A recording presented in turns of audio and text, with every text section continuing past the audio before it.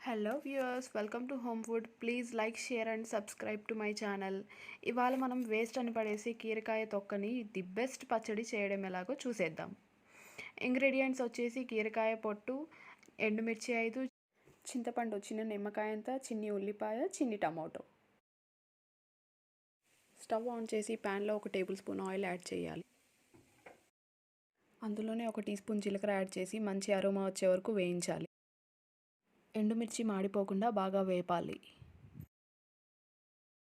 వేపిన తర్వాత మిక్సీ జార్లోకి తీసి పక్కన పెట్టి కీరకాయ పొట్టు వాష్ చేసుకుందాం.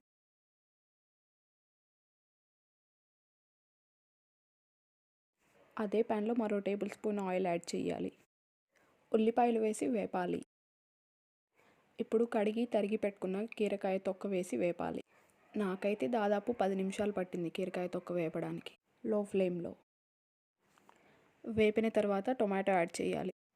అలాగే కొద్దిగా కొత్తిమీర వేసి వేపాక మిక్సీ జార్లోకి తీసుకుందాం. అలాగే రుచికి సరిపడా ఉప్పు యాడ్ చేసుకుందాం. కొద్దిగా గ్రైండ్ అయ్యాక నానబెట్టిన చింతపండు యాడ్ చేద్దాం.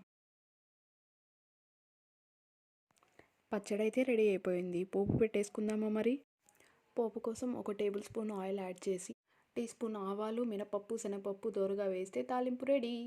మీరు ఒకసారి ట్రై చేసి చూడండి. మరిన్ని టేస్టీ వంటల కోసం ప్లీజ్ సబ్స్క్రైబ్